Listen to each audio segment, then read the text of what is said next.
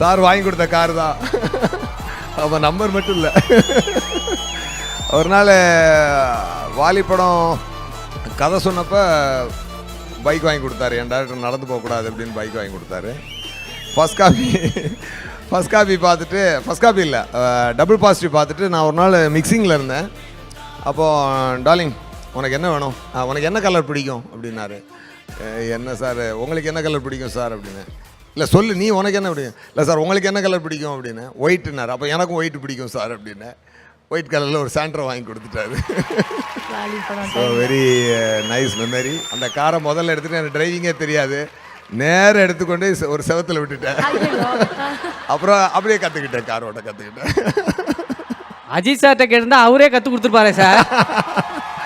இல்லை அப்புறம் எல்லாத்துக்கும் கார் வாங்கிட்டு கொடுத்த விட போய் கார் ஓட்ட கற்றுக்கிட்டா ரொம்ப டூ மச் இல்லையா? ஓகே, ஷோபா மேம் ஏதோ உங்களுக்காக சொல்லணும்னு ஆசைப்படுறாங்க. எல்லோருக்கும் வணக்கம். எஸ்ஜே சூர்யா சாரை மைக்கில் கூப்பிட்டதை விட உங்கள் சத்தம்தான், உங்கள் கிளாப்ஸ் தான் ரொம்ப அதிகமாக இருந்தது. ரொம்ப சந்தோஷமாக இருக்குது. எங்கள் வீட்டு பிள்ளை மாதிரி எஸ்ஜே சூர்யா சார் அவர்கள் நல்ல அசிஸ்டன்ட் டைரக்டராக உழைச்சி நல்ல ஸ்டார் டைரக்டராக பெயர் எடுத்து திடீர்னு நல்ல ஸ்டாராகவும் மாறி இன்றைக்கி மாநாடு போட்டு பாராட்டுற அளவுக்கு கலக்கிறாரு. அவரே அவருடைய வாழ்க்கையை ரிப்பீட் பண்ணிக்கிட்டே இருக்கார்.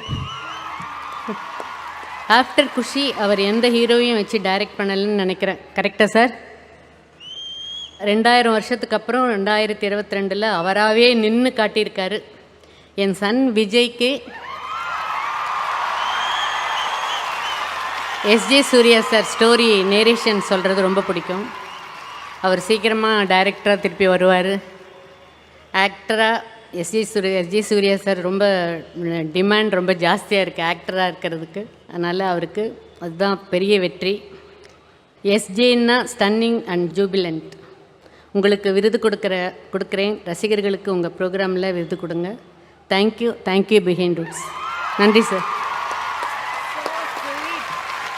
அவங்க எதெல்லாம் சொல்லணும் அப்படின்னு ஆசைப்பட்டாங்களோ அதை அழகாக எழுதி வச்சுட்டு எதுவுமே மிஸ் பண்ணிடக்கூடாதுன்னு அதை அழகாக வந்து இங்கே சொன்னீங்க. இப்போ வரைக்கும் நான் இப்படி தாங்க. வாலி டைரக்ட் பண்ணும்பொழுது நான் வந்து இந்த செருப்பு புது செருப்பாக இருக்குது, அதில் உள்ள பின்னெல்லாம் போட்டிருக்கோம், சட்டையில் பட்டன்லாம் இருக்காது. இப்போது இவன் தான் டைரக்டர் அப்படின்னு ஒரு ஹீரோ வந்து மற்றவங்கள பார்த்து சொல்லணும். அது அஜித் சார் வந்து அப்போ வந்து என்னை வந்து மற்றவங்கள்ட்ட இன்ட்ரடியூஸ் பண்ணிப்பார். சூர்யா என்னோட அடுத்த டைரக்டர் அப்படின்னு சொல்லுவாங்க. அவர் சொல்லும்போது மற்றவங்களாம் அப்படி ஒரு மாதிரி பார்ப்பாங்க, என்ன அஜித் சாருக்கு என்ன ஆச்சு இப்படி ஒரு ஆளை பிடிச்சி டைரக்டர் ஆகிறாரு அப்படின்னு சொல்லுவது. அப்போ அவங்க ஃபேஸை ரீட் பண்ணிவிட்டு அப்போ அஜித் சார் என்ன பண்ணுவார்னா என்னை கொஞ்சம் ஓவராக இழுத்து தோல் மேலே கை போட்டு என்ன டார்லிங் அப்படி இப்படின்னு சொல்லி அதை சரி பண்ணுவார் என்னைய. அதை வந்து நான் என்றைக்கும் மறக்க முடியாது. தட்ஸ் இன்னைக்கு today I am someone. It's all started there.